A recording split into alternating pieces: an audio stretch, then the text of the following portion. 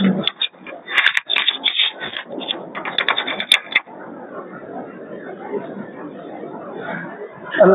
لله نحمده ونستعينه ونستغفره ونؤمن به ونتوكل عليه ونعوذ بالله من شرور أنفسنا ومن سيئات أعمالنا من يهده الله فلا مضل له ومن يضلله فلا هادي له ونشهد أن لا إله إلا الله وحده لا شريك له ونشهد أن سيدنا ومولانا محمدا عبده ورسوله صلى الله تعالى عليه وعلى آله وأصحابه وبارك وسلم تسليما كثيرا كثيرا أما بعد فأعوذ بالله السميع العليم من الشيطان الرجيم بسم الله الرحمن الرحيم يا أيها الذين آمنوا استعينوا بالصبر والصلاة إن الله مع الصابرين صدق الله العظيم. محترم بھائیو، دوستو، بزرگوں، گزشتہ ہفتے بیان کیا گیا تھا کہ اللہ تعالیٰ نے قرآن کریم میں جو ارشاد فرمایا ان عدۃ الشہور عند اللہ 12 شہرا فی کتاب اللہ یوم خلق السماوات والارض منها 4 حرم.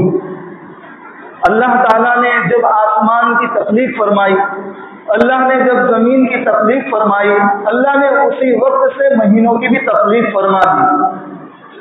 اور ہر چیز اللہ تعالیٰ جو کر رہا ہے اللہ تعالیٰ کی اپنی قدرت، اور اللہ تعالیٰ نے اپنی قدرت سے تمام نظام کو چلایا. ہر چیز کے چلانے کے لیے کوئی نہ کوئی نظام ہونا چاہیے. اگر نظام نہیں ہوتا تو وہ چیز جو ہم کر رہے ہیں اس کا معاملہ بگڑ جاتا ہے، درست نہیں رہتا ہے. آج انسان کو یونیورسٹی کھول لے، اسکول شروع کر دے، اگر اسکول کے اندر کوئی نظام نہیں ہوگا تو تعلیم صحیح نہیں ہو سکتی. مدرسے کے اندر اگر کوئی نظام نہیں ہو، کوئی پرنسپل بنایا نہ گیا ہو، کوئی بڑا نہ بنایا گیا ہو تو اس مدرسے کا نظام بھی بگڑ جائے گا، تعلیم صحیح نہیں ہوگی، مدرسے کے اساتذہ صحیح نہیں پڑھا پائیں گے، بچے صحیح طریقے سے نہیں پڑھ پائیں گے. یونیورسٹی کا بھی یہی حال، کالج کا بھی یہی حال کہ اگر وہاں پر بھی ٹیچر اور جو سر پڑھانے والے ہیں، بچوں کو سمجھانے والے ہیں، اگر ایک نظام کے دائرے میں نہیں چلیں گے تو کس ٹاپک پر پڑھانا ہے، کس وقت پڑھانا ہے، یہ صحیح طریقے سے معاملہ نہیں رہے گا، نظام بگڑ جائے گا.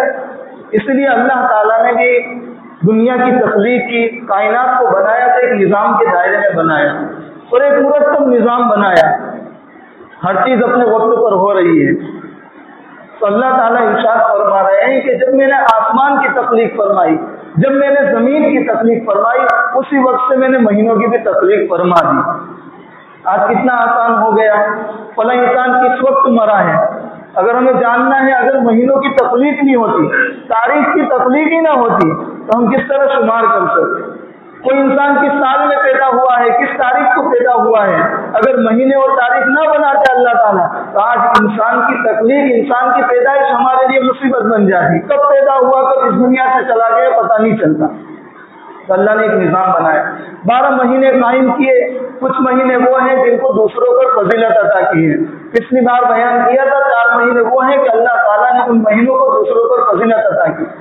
اور اس طرح رمضان المبارک کا مہینہ جو تمام مہینوں کا سردار ہے، اور ایک مہینہ اس میں رجب کے بعد شعبان کا. اللہ کے نبی صلی اللہ تعالی علیہ وسلم کا ہم طریقہ دیکھیں.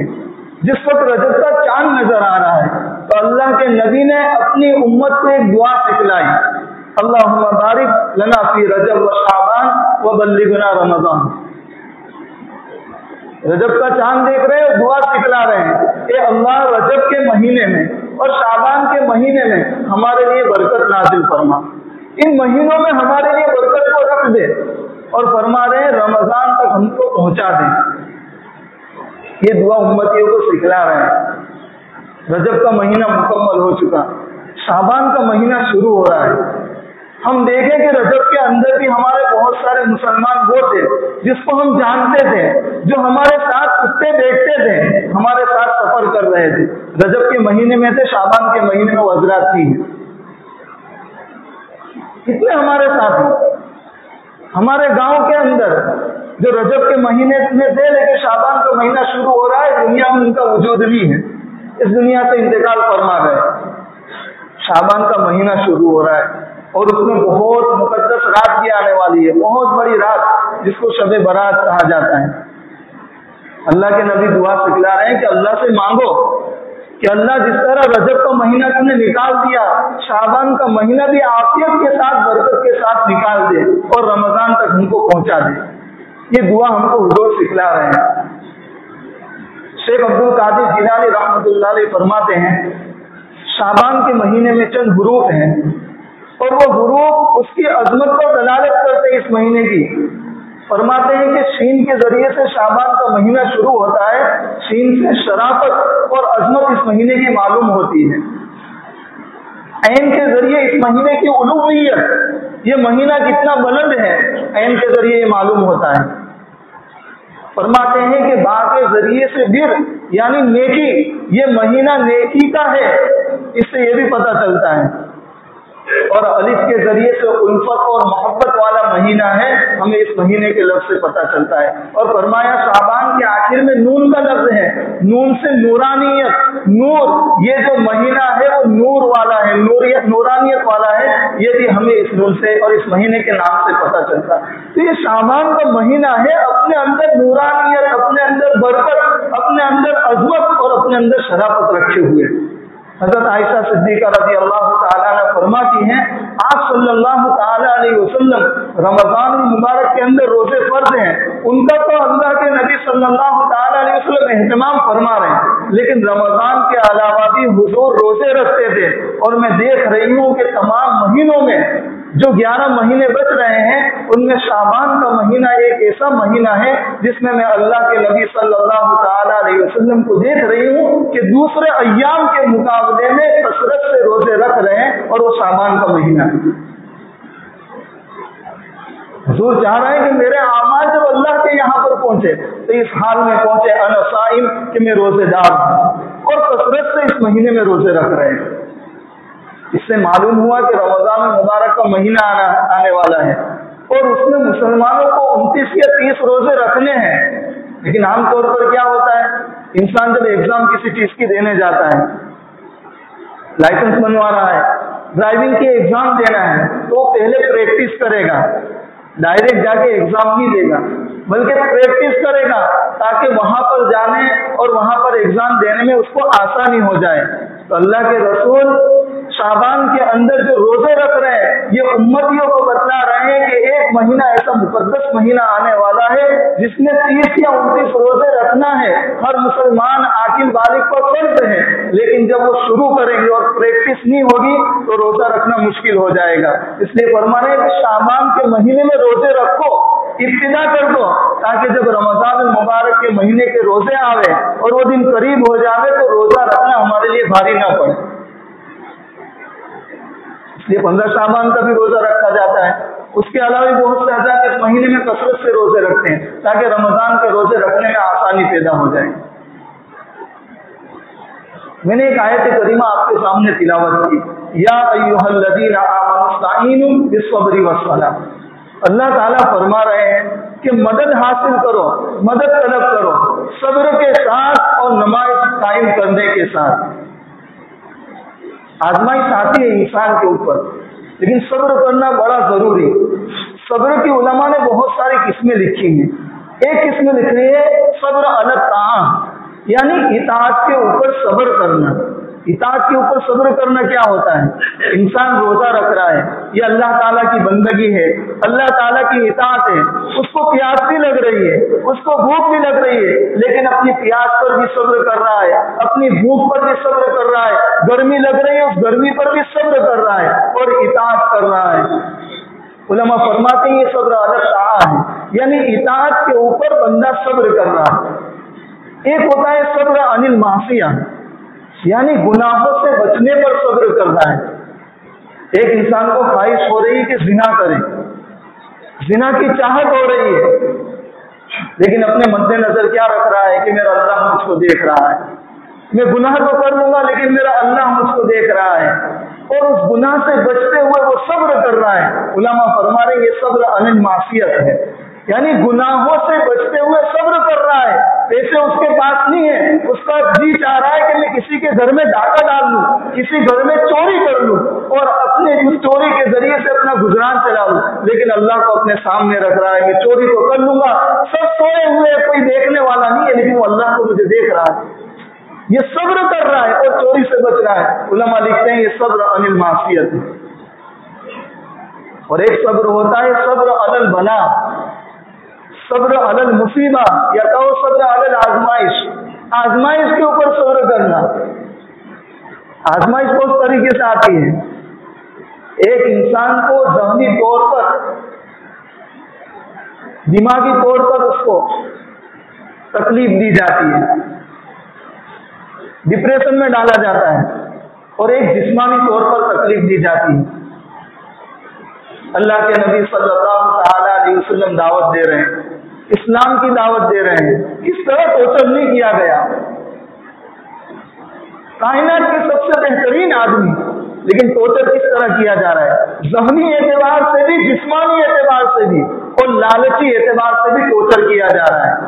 جب دعوت دے رہے ہیں تو کیا کہہ رہے ہیں لوگ؟ بے وقوف، پاگل، ہماری قوم کا برا آدمی. ذہنی طور پر ٹورچر کر رہے ہیں. آج ہم میں سے کوئی کسی ہم گدھا کہہ دے، 2 مکے ماریں گے گدھا کہنے پر ہی. کوئی ہمیں گالی دے دے، ایک گالی دی ہو ایڈوانس میں 3 گالی دیں گے، لیکن صبر کر رہے ہیں. ذہنی طور پر ٹورچر کیا جا رہا ہے، لیکن اللہ کے رسول صبر کر رہے ہیں. اور ایک جسمانی طور پر اذیت دی جاتی ہے. کیا نہیں کیا حضور کے ساتھ. اللہ کے نبی صلی اللہ تعالی علیہ وسلم کو مارا گیا اور آپ کا خون نکالا گیا، پتھر برسائے گئے، لیکن کیا کر رہے ہیں؟ دعوت دے رہے ہیں، صبر کر رہے ہیں. آپ سجدے میں جا رہے ہیں، لیکن آپ کے اوپر کیا کیا جا رہا ہے؟ اونٹ کی اوٹ کو اور کھال کو رکھا جا رہا ہے تاکہ گندگی اور غلاظت آپ کے جسم پر آ جائے، لیکن کیا کر رہے ہیں؟ صبر کر رہے ہیں. اور ایک طمع پر، لالچ پر صبر کرنا. حضور دعوت دے رہے ہیں، لوگ کیا کہہ رہے ہیں عرب کے لوگ کہ تمہیں کیا ضرورت ہے؟ اگر آپ کسی اچھی لڑکی کی طمع رکھتے ہیں، اچھی لڑکی کی حاجت اور چاہت رکھتے ہیں، تو عرب کی سب سے خوب ترین اور سب سے بہترین جو لڑکی ہے وہ آپ کے سامنے ہم پیش کر دیں. لالچ دے رہے ہیں. آپ قوم کا سردار بننا چاہتے ہیں، ہم آپ کو عرب کے سردار بنا دیں. لالچ دے رہے ہیں. لیکن ان لالچوں پر، ان طمع پر صبر کر رہے ہیں. یہ ہے صبر کی تیسری قسم کہ انسان آزمائش پر صبر کرے. ذہنی طور پر اگر اس کو اذیت دی جا رہی ہے تب بھی صبر کرے، جسمانی طور پر اگر اس کو تکلیف دی جا رہی ہے صبر کرے، اور اگر اس کو لالچ اور طمع دی جا رہی ہے کہ اس چیز کو چھوڑ دے ہم اس کو مال دے دیں گے، وہاں پر وہ مال کی طمع نہ کرے بلکہ اللہ کو حاصل ناصر رکھتے ہوئے صبر کرے. یہ صبر کی قسمیں ہیں. اللہ فرمانا یا ایھا الذین آمنوا استعینوا بالصبر والصلاۃ. دیکھو آزمائش آنی ہے، ہر طریقے سے آزمائش آنی ہے. اللہ تعالیٰ ہر طریقے سے آزمائش کرتا ہے. دوسرے بارے میں اللہ تعالیٰ فرما رہے ہیں وَلَنَبْلُوَنَّكُمْ بِشَيْءٍ مِّنَ الْخَوْفِ وَالْجُوعِ وَنَقْصٍ مِّنَ الْأَمْوَالِ وَالْأَنفُسِ وَالثَّمَرَاتِ وَبَشِّرِ الصَّابِرِينَ. اللہ ضرور بھی ضرور تم کو آزمائیں گے، ہر طریقے سے آزمائیں گے. کبھی پھلوں میں نقص کر کے آزمائیں گے، کبھی جان لے کر آزمائیں گے، کبھی لڑائی میں گئے واپس نہیں آئیں گے اللہ آزمائیں گے، کبھی مال کے ذریعے اللہ آزمائیں گے. یہ آزمائش اللہ نے کیوں رکھی؟ اللہ تعالیٰ فرماتے ہیں تبارک الذی بیدہ الملک وہو علی کل شیء قدیر الذی خلق الموت والحیاۃ لیبلوکم ایکم احسن عملا. اللہ نے تمہاری زندگی بھی بنائی، اللہ نے تمہاری موت بھی بنائی. اللہ تعالیٰ زندگی بنانے کا مقصد بتا رہا ہے، اللہ موت بنانے کا مقصد بتا رہا ہے. دنیا میں آئے ہیں، میری اطاعت کرتے ہیں یا میری اللہ کی اطاعت نہیں کر رہے ہیں، اللہ کی نافرمانی کے راستوں پر چلتے یا اللہ کی ناراضگی کے راستوں پر چلتے یا اللہ کی چاہت کے راستوں پر چلتے. اللہ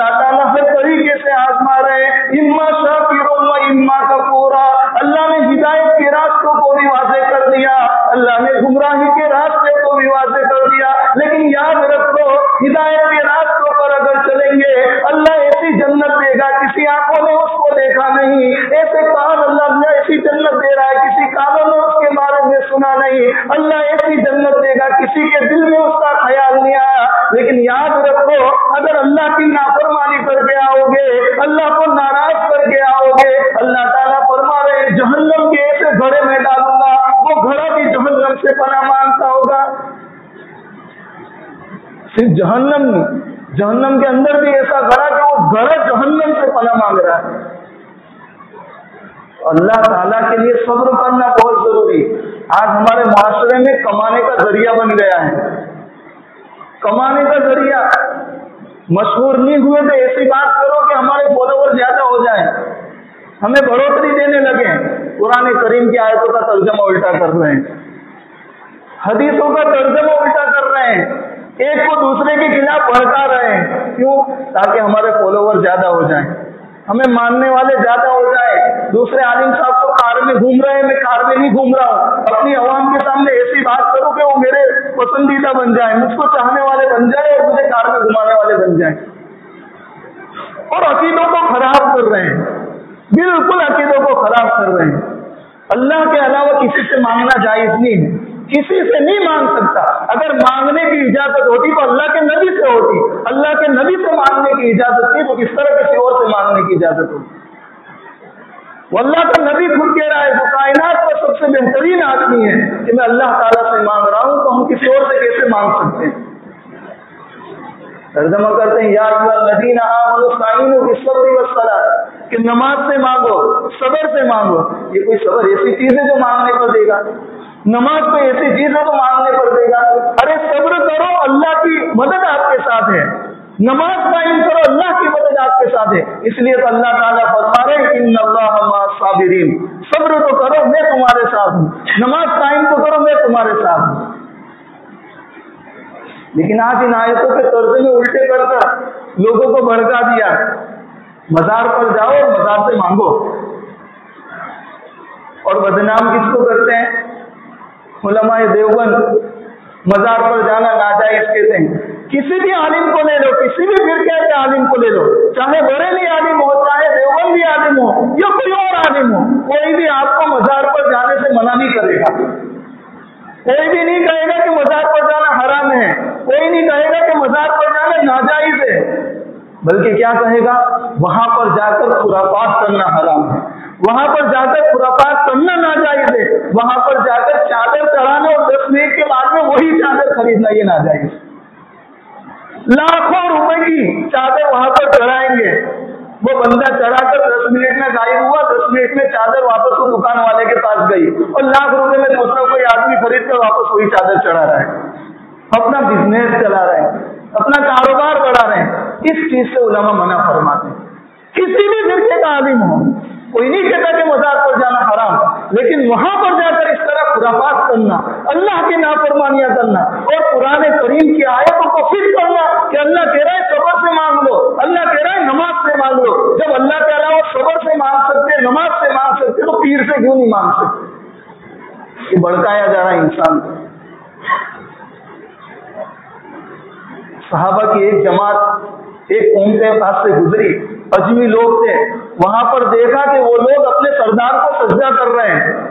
دھیان سے سننا، وہ لوگ اپنے سردار کو سجدہ کر رہے ہیں۔ تمام صحابہ جو وہاں موجود تھے حضور کی خدمت میں حاضر ہوئے اور کہنے لگے یا نبی اللہ، ہم نے ان لوگوں کو دیکھا اپنے سرداروں کو سجدہ کر رہے ہیں۔ یا اللہ کے نبی، آپ تو اتنے بڑے عالم، آپ ہمارے رہبر، آپ ہمارے قائد، آپ اس کے زیادہ مستحق ہیں کہ ان سرداروں کے بدلے آپ کو سجدہ کیا جائے۔ لیکن اللہ کے رسول کیا جواب دے رہے ہیں؟ اللہ کے رسول کہہ رہے ہیں کہ اگر سجدہ کرنے کا حکم اللہ کے علاوہ کسی کو ہوتا، اللہ کے علاوہ جائز نہیں ہے کسی کو، اگر اللہ کے علاوہ کسی کو ہوتا تو میں کہتا ایک عورت کو، ایک بیوی کو کہ اپنے شوہر کو سجدہ کرے، لیکن اللہ کے علاوہ کسی کو سجدہ جائز نہیں، میں نہیں کہتا کہ کوئی بیوی اپنے شوہر کو سجدہ کرے۔ اور ایک حدیث میں یہاں تک آیا کہ ایک اونٹ، ایک جانور آپ کی خدمت میں حاضر ہوا اور آپ کے سامنے سجدے میں گر گیا۔ صحابہ نے یہ چیز دیکھی تو کہا کہ جانور ہو کے آپ کو سجدہ کر رہا ہے، ہم تو انسان ہیں، اشرف المخلوقات ہے، ان جانور سے زیادہ ہم زیادہ مستحق ہے اللہ کے نبی آپ کو سجدہ کریں۔ اللہ کے نبی نے یہی ارشاد فرمایا کہ اگر میں کسی کو سجدے کا حکم دیتا اللہ کے علاوہ، ایک بیوی کو کہتا کہ اپنے شوہر کو سجدہ کرے، لیکن اللہ کے علاوہ کسی کو سجدہ کرنا جائز نہیں۔ جب وہ نبی اپنے آپ کو سجدہ نہیں کروا رہا ہے، ہمارے لیے کیسے جائز ہوگا کہ ہم کسی پیر کے سامنے جا کر سجدہ کریں؟ ہمارے لیے کیسے جائز ہوگا کہ اپنی حاجت ہے اس پیر کو بتلائیں؟ قبر کے اندر جانے کے بعد، انبیاء معصوم ان کو چھوڑنے کے بعد، ہر ایک انسان محتاج ہے کہ اس کو کوئی ثواب مل جائے، ہر ایک انسان محتاج ہے، تو ہم کسی پیر کو شیخ الکل کو کیسے مان سکتے ہیں کہ وہ کسی چیز کا محتاج نہیں ہے؟ تو میرے دوست آج یہ وسوسے انسانوں کے دلوں میں ڈالے جا رہے ہیں، انسانوں کو بہکایا جا رہا ہے، علماء کے نام پہ، عالم بننے کے نام پر، اپنے فالوور کو بڑھانے کے نام پر غلط ترجمے کیے جا رہے ہیں اور انسان کو بہکایا جا رہا ہے۔ اس لیے بہت ضرورت ہے کہ ہم ان چیزوں کو سمجھیں، ہم تھوڑی تھوڑی چیزیں اپنے علماء سے سنیں، ہم اپنے علماء کو اپنی باتیں بیان کریں تاکہ وہ ہماری رہنمائی کریں۔ تو آج کی بات یا ایھا الذین آمنوا استعینوا بالصبر والصلاۃ، اللہ تعالیٰ نے نماز قائم کرنے کا بھی حکم دیا اور صبر کرنے کا بھی، اور صبر کو جگہ جگہ پر بیان کیا۔ ایک جگہ فرمایا یا ایھا الذین آمنوا اصبروا وصابروا ورابطوا، صبر کرو، جمے رہو اور حفاظت کرتے رہو، کامیاب ہو جاؤ گے۔ ایک جگہ فرمایا والعصر ان الانسان لفی خسر الا الذین آمنوا وعملوا الصالحات وتواصوا بالحق وتواصوا بالصبر۔ دنیا خسارے میں، لوگ خسارے میں، لیکن کون لوگ کامیاب ہیں؟ جو ایمان لے کر آئے، اچھی باتوں کی، ہر باتوں کی تلقین کرتے ہیں اور صبر کی تلقین کرتے ہیں۔ اس لیے میرے دوستو، دوسرے لوگوں کی چیزوں کو دیکھ کر جلنا، حسد کرنا، یہ اللہ تعالیٰ کی منشا کے خلاف ہے، اللہ کی چاہت کے خلاف ہے۔ اللہ تعالیٰ ہم کو صبر والا بنائے اور صبر کرنے کی توفیق عطا فرمائے۔ وآخر دعوانا الحمدللہ رب العالمین۔ سنت قائم کر لو، اور جو بھائی باہر بیٹھے ہیں، مسجد کا احترام یہ ہے کہ اندر آ جائیں۔